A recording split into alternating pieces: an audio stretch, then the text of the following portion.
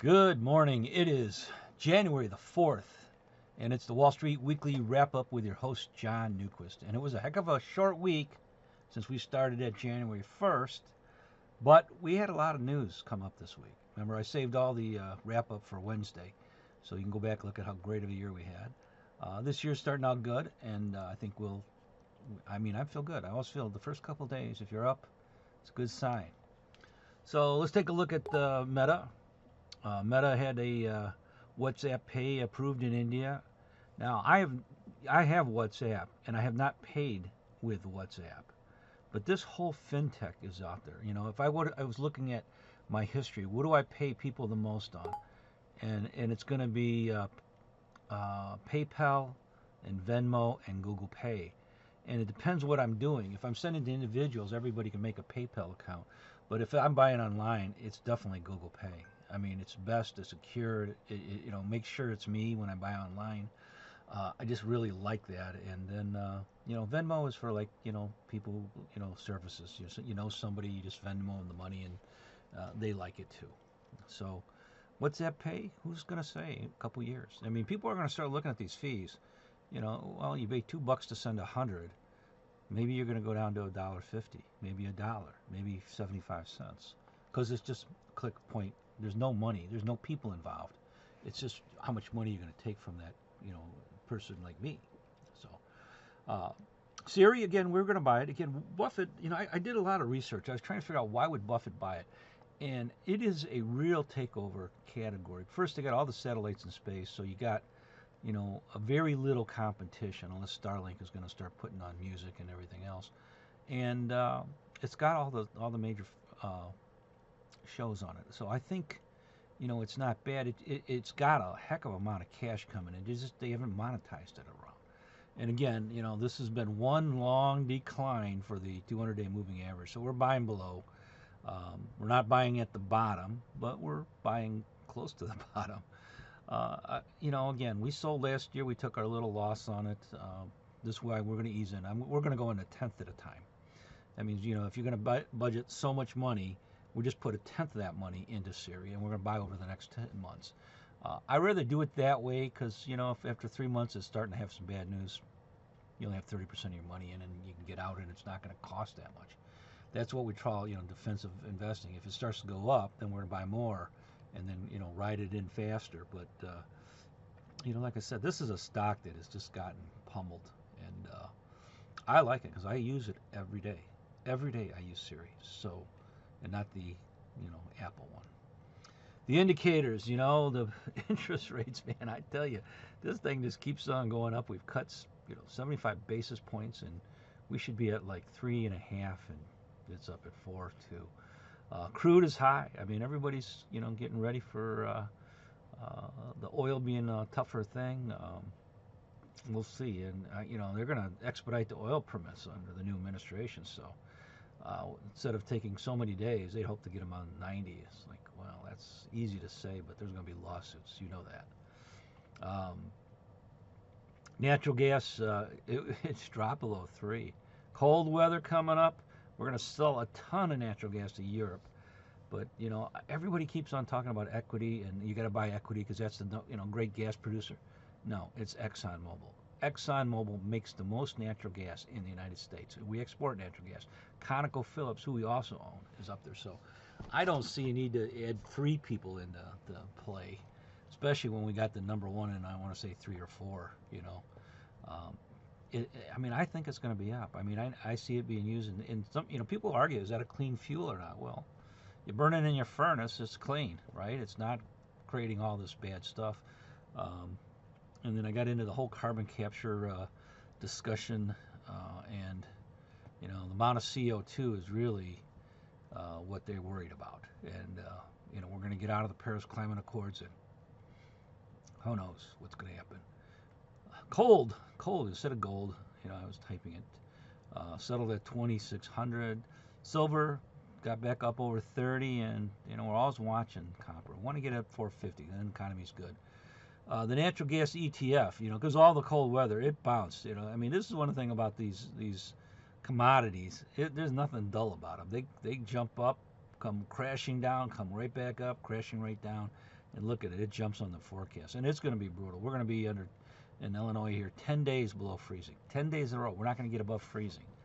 And somebody said, well, Florida's going to get cold, and of course they say, well, it's going to be the Panhandle, but we'll see. That's a lot. So it's come back to normal, and I think, like I said, we have plenty of natural gas, but we're going to sell plenty of it too. Europe is, the Russia pipeline through Ukraine is done. Ukraine shut it off. They completed their 5-year agreement. And guess what? Slovakia and all these other countries are going to have to get the gas from, what, probably the United States, right? So we'll see. Our portfolio, Schwab was having problems. Couldn't get the today's data in, but we're up 3.66 because we only have 2 days of data. I know what we did today. We're up 3.67, and then we did 0.99 yesterday, so that's easy math to do.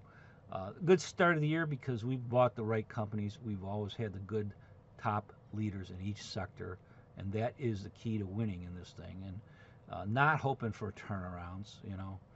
A lot of people said they sold. If you made money, you would sell now so you pay taxes later instead of paying them up there. But that's a different ballgame of managing that kind of tax thing. And so it would make sense that we took a beating yesterday, and today everybody's rallying because they got rid of all the stuff and they're buying now. So. But some years it doesn't work. The Christmas rally, as I talked about early in December, everybody wants it. Everybody says it's going to happen. Sure didn't happen like I was thinking. We did not get it. It disappointed everybody who went in. So everybody took a beating these last 5 days because the S&P went down 5 days in a row until it went up today. So Russell 2000 is the best so far. This is a rare chart now. Again, I always go back to Tom Lee. He's going to be up 50% and only went 10% last year. So, he's kind of a little off. But it's a pretty good start for the Russell this week, and lower interest rates will help the biotechs and the people who need money. But I haven't seen the rates drop. But, everybody knows 2 rate cuts are promised. So we are going to get lower rates, and that should mean that we will be below 4% on the 2-year. But we'll see. And of course, the Dow, you got some stocks like that are having some trouble on it. So, Microsoft, $80 billion. I was watching the guy talk, from Microsoft. $80 billion build out the network this year. I mean, you're talking just a phenomenal amount of money. I mean, the data center that I always watch is going to spend $12 billion by the time it's done, and they got to make it profitable. They got the demand sold the minute they got that thing online. So, that's why they want it done. That's why they're working 24/7, because they can afford to buy the best people to get it up, and that's what it's going to take. Google spent $49 billion last year on AI stuff, and Amazon $65 and Meta $31. So these are all mostly NVIDIA and ARM products. I mean, they're doing the work, and this is the area you got to be in because the mega trend is it's going to be explosive. I mean, I use it every day, and and I get people like, oh, I never use AI. I know, but maybe you should.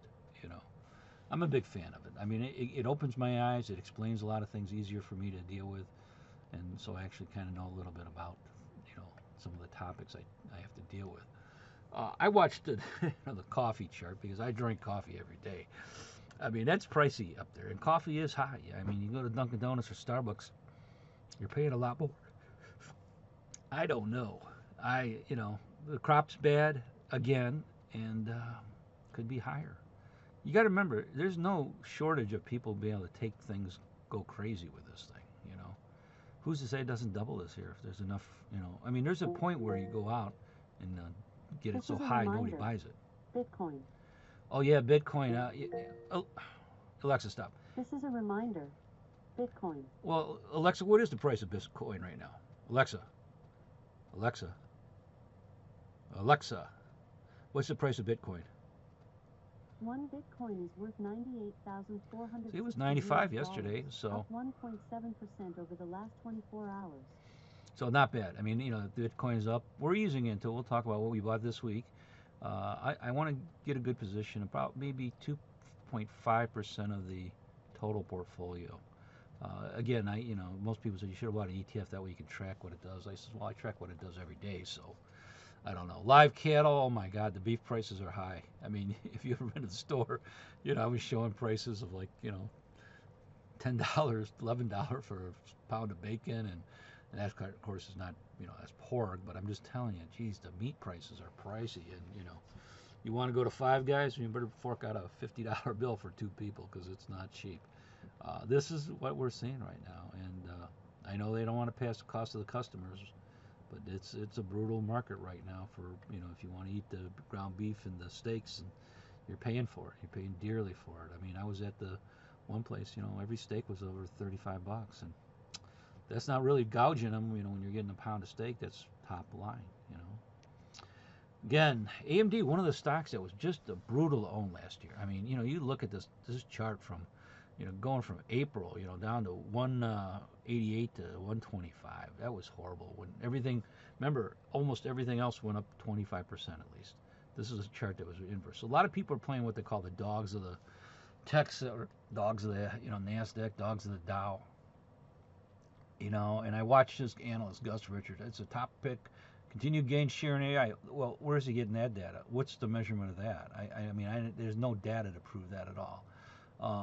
The server CPUs, they're killing Intel. Don't get me wrong. If they're competing against Intel, AMD is it. I'm going to go buy eventually another desktop because my what is it called? I'm processing so many things at once. I got so many windows open at once. It just needs bigger, faster memory. Otherwise, it just is just chunking along. And they're winning share based on his roadmap. This is a lot of gumble spike. We're not really getting any data. Is any of that, billions of Microsoft, Amazon, Google, or Meta going to AMD? I doubt it. Maybe Oracle. It's just not that big of a deal right now. Remember, they have years ahead of AMD on AI. You talk 4 years ago, nobody's talking about it, but Jensen Huang, they were working on it from solid things. So you can make it, you can do it, but it's CPUs. I agree, better CPUs, better things. But we want to see it grow. It's at a double bottom. I want to almost say a triple bottom. I don't know.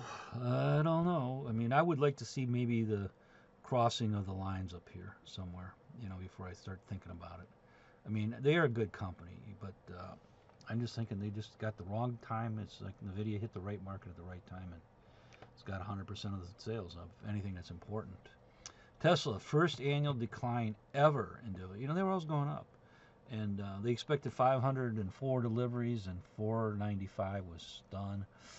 Ooh, look at this stock, man. We were almost at 500 bucks, and it's dropped down to 410. And went up today. People start shorting when it comes down. It's like you got to forget this is a tough stock to short. I knew people that are that have gotten their handed to them. You don't want to be out there shorting a stock that's kind of like a meme stock. I don't want to say it's in there. You're not using fundamentals to buy this stock, but that's what the people are doing. And so is it good? Boy, I could see it could drop down to 250 by the 200-day moving average. Which it has been at several times during the year. So, you got pretty big downside to me. Constellation Energy, got the cover, going to buy nuclear power, $840 million. That's not a bad chunk of money for them. Going to supply it for, a million megawatts an hour, And of course, it jumped. We were in it, but we kind of just watched the money just sit there flat, and we got out. But we are in URA, which has Constellation in that portfolio of uranium and miners and generators and everything else. So we're not missing much. That's one of the things nice about being in some of these exchange traded funds. You have a basket, and you're in there when this thing goes up. It's going up also. U.S. Steel, 124-year-old company. Biden blocked the merger of it. I just don't get it. Nippon Steel's willing to put the money, guarantee the jobs. This is a reminder. Not good. The January effect. Well, I talked about that, Alexa. Alexa, this is stop. A reminder. The January effect. See, she's going to tell me twice. The January effect, again, didn't happen. Oh, no, wait. That was the Santa Claus. You're right, Alexa. January effect, so goes the first 4 days of January, so goes the market. I'm telling you, I like the January effect. That's why I'm excited when I see a day like this and the market could go up. This could move the money into positives on next week. Remember, we finally get a week of no, 4-day trading stuff. They are going to shut down the 9th of the Carter's um, funeral, but I mean, I think this is going to be a good week. And again, of course, as you think it goes, sometimes the market's got something else in mind, but it's going to me, a positive day like this. People watch this January effect. I watch it all the time, and I just see it happen. I know the stock almanac or whoever it is got some number that what percentage, like 75% of the time it's true. But also you go into the first year of the presidential election year, it's usually a positive year. It's a good year to be in stocks. So combination of those two and plus what we saw from Microsoft, the sectors we're in are pretty hot.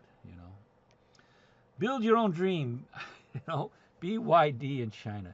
That's a sharp-looking car for an electric vehicle, and they are the #1 electric vehicle manufacturer in the world. They're banned from selling it in the United States.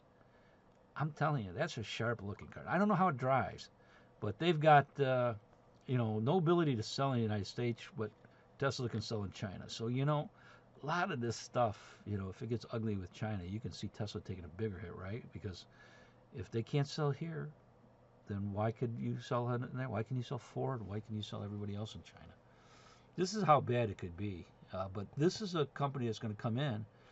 They've got, cars 21,000, 25,000. I'm telling you, you got to sit there and look at your budget. You think, man, that's not bad for $25,000.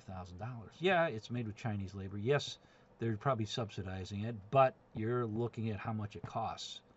And you might go electric at 25,000 when everything else is 40,000, or stuff. Remember, our, Templeton China Fund has this stock in it. That's, again, we got our two big favorites by, Baidu, which is our #1 autonomous vehicle in the world, and then we got Build Your Own Dreams, or BYD, as a #1 EV player in this FLCH, as I call it. So here's the FLCH chart. It's over here. We were down here. We bought it way back when. It shot up, and then of course all the stimulus is not doing anything in China. But everybody's waiting for these tariffs, and you got to remember. I thought it was interesting because all these people are donating $1 million to the fund. Amazon, the fund being the inauguration fund. Amazon, Meta, Google, Goldman Sachs, and so on. I mean, just all these top companies. And Bike Dance went over there, and I bet you Bike Dance donated $1 million because they want TikTok to survive. Like I said, if it's let's make a deal, maybe they're going to be able to sell this car in here. Maybe we'll get off our tariff thing and we'll get what we can declare victory. I don't know. That's all, to be determined.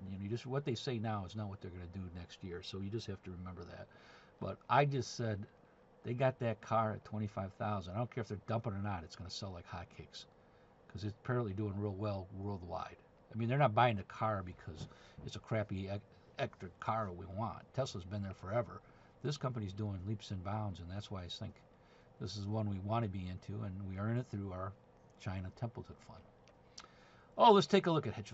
People say, why do you keep on bringing this up? I bring it up because these are billion-dollar managers. These are the top of the cream of the crop. I mean, you look at, remember, we did 39%, 38.94, so obviously 39.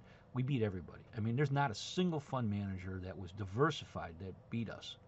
And Ken Griffin, who I idealized, he's a Chicago native, and he went and did amazing things with Citadel. He only got 15%. He didn't even beat the S&P 500. So, I always look at it. I mean, we got in, you got some people in there, and that's why I always tell people you always want to try to find out their performance. Peter Thiel gets a lot of crap, 33%. That's not bad. He would place #4 on the magic list. We're on #1, and then Shaw, Oculus, #2, and then Bridgewater, China, #3, and then I'd put Thiel as #4. So, we look at this, even though we're comparing this, I always get this crap. Oh, you ought to have the professionals doing. No, I've been doing this for a long time.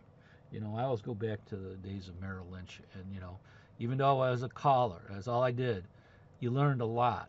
There's a lot of stuff in the whole market, and that just having time, you see these mistakes and the patterns repeat.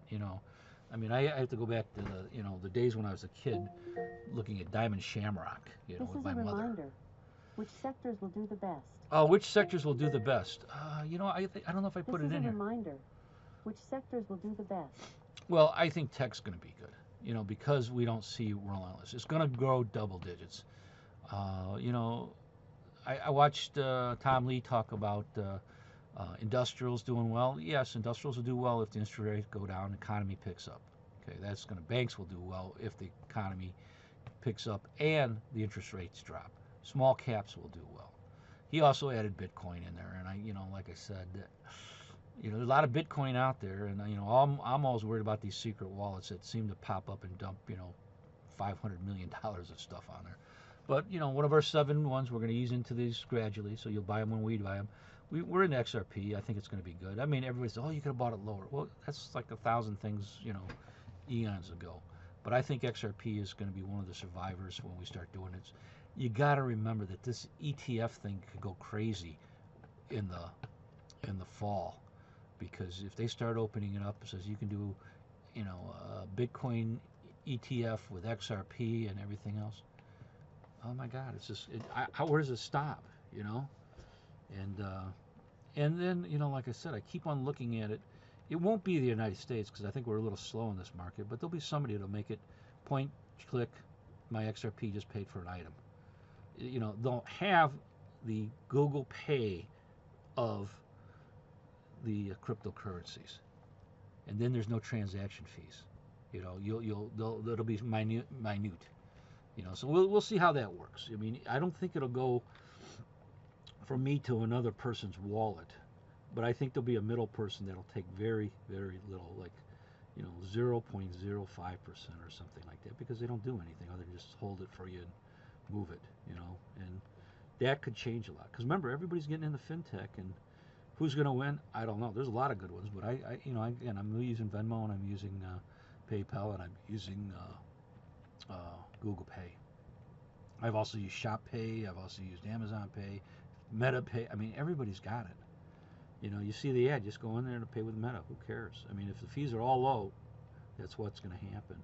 So we went in there, we looked at the tech sector. I grew up with, I don't want to say grew up. I followed Fidelity forever, you know, because of Peter Lynch. And, you know, the Fidelity Select Technology Fund, that's what that is over there, is 27. You can see it got up at 40, and so it's down as most techs are. And that means it could go back up, which is almost, you know, let's see, 30% jump. You know, we can get a 30%. We have the 3 stocks. I mean, NVDA, Taiwan Semiconductor, and ARM. That's our troika of tech. You've got to be in those stocks if you're going to buy in tech, because these are based on the AI, and we know AI is not going away. As more and more people get used to it, wait till these kids start adopting it. I mean, I can't imagine if I was like an 8-year-old kid and I have access to AI for everything. Man, you'd learn so much. Be out there speaking 10 languages, writing a physics paper, everything. Taiwan, you know, they don't realize they're diversifying away from. They got an Arizona plant. They're starting production at the Japan plant. They're not all in Taiwan, you know. So if the big Chinese war that we think is, you know, Xi said, you know, it's just a matter of time before Taiwan gets incorporated into mainland China. Well, let's hope it's not in his lifetime, but they're ready. You know, they're ready to be diversified. It's good, and that's what everybody wants. You know, one damage doesn't kill the whole company. So again, you know, this is a nice chart. I mean, you know, people say, well, you always like this slope. Well, I do like this slope. That's a nice steady slope. I don't want slopes that go up and down and you know, wavy stuff. And you know, I don't look at the 50 and 20 day too much, but I do, you know, I do want it to be above it. And yeah, we get once in a while we'll get close to the moving average. So if it's at 170, we could get to 180. You know, assuming nothing goes up, because you know things get pricey. NVIDIA speaks Monday at the Consumer Electronics Show. Everybody's going to be watching, including me. I mean, you know, what are they going to have? Physical AI? I think they got it. I think, you know, if I take the Amazon robot that works right now and I put the NVIDIA chips in it, I've got a pretty smart robot that can probably do a lot more things. And if it's self-learning, it can fix its own mistakes, which is the Google quantum chip, you know. We'll see. The the gaming cards are faster and better. That's how we got into NVIDIA in the first place years ago. Years ago was that the chip was a better graphics card. And you're going to buy top companies, you buy the best graphic card. Heaven forbid we think it's going to be the best trillion-dollar company in semiconductors. But and then the AI PC, I'm ready to buy it, man.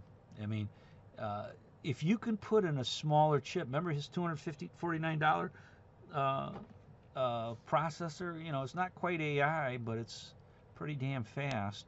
7.2 trillion calculations a second. I'm ready for that PC. I'm put it in my thing. I'm buying it, because I watch my computer struggle, even though I got an i7, and it's pretty good. It's just that I have too many things open because I don't want to have to reopen Windows. I just rather have a big screen of tabs and just click on a tab I need. And it's crazy when you watch me in a day because I'll be going from tab to tab to tab to tab, and this just drains the memory, and makes the performance slower. And then, of course, the Rubin is the next generation after our Blackwell. He might give us a teaser, and they're talking about it maybe at 26. I just can't. We used to get used to the processor like the Pentium. It came out for 3 years. He went from the Grace Hopper to the Blackwell in a couple years, and he's talking about putting the Rubin. I just think, man, just go every 2 years. You'll be okay. Sell out all this design. I mean, you're leading the way. You don't need to burn it. I mean, I don't know. Maybe, I guess if you can make it, you could do it. But pretty amazing things. And of course, this chart isn't really good for NVIDIA. Now people said, hey, it was been flat all summer. Look at this. Around about June, it looked like you didn't do much the whole summer. Well, that's good, but the revenues are increasing every time at a slower pace, but they're increasing. Of course, ARM is our partner, and I got involved in the Rubin chip, digging around on it, and they're going to call it the Vera. So the CPU in the 3rd generation Rubin chip is going to be ARM. And if you can make a processor that's good enough to be in the NVIDIA package, that processor is going to be good. I mean, that processor is gold. And other companies will want to use that processor. Remember, they're not specifically licensed to NVIDIA. They are in every single thing from Apple to Intel to a lot of other products out there. So, again, ARM is one of those things. Like I said, okay, if you owned it in peak of July, you're down. You went from 190 down to 125-ish, But, this is the trouble. It's getting lumped in there with Supro Micro, and I don't think it's even close competition. They're equal to NVIDIA. They're pushing the processor levels. I'm ready to buy their CPUs, So, and of course, it's a flat week, except for ours, 3-point-some% already. Look at this. Everything's kind of grayish, so that means pretty flat, plus or minus, nothing, no bright greens or anything else. This will change. Remember, this is only 2 days into it. So give it the end of the month. I'm sure we'll have some bright greens and some bright reds, and hopefully you're not in bright reds and stuff. Again, we're trying to not worry about the dips. We try to trade infrequently, but we've got a list of a couple other stocks we're looking at between Baidu, Nucor,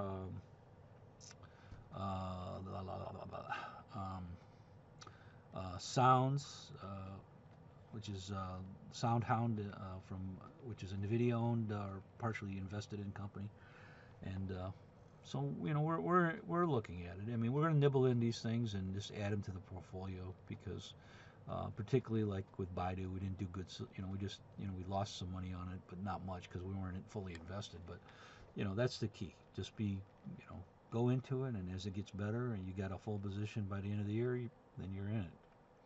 All right. Been a good week. I'll see you later. I thought it was going to be a short show, but sometimes you just talk and talk. But have a good week. Stay warm. We're going to be 10 days below freezing. Holy smokes. So we'll see you then. Bye.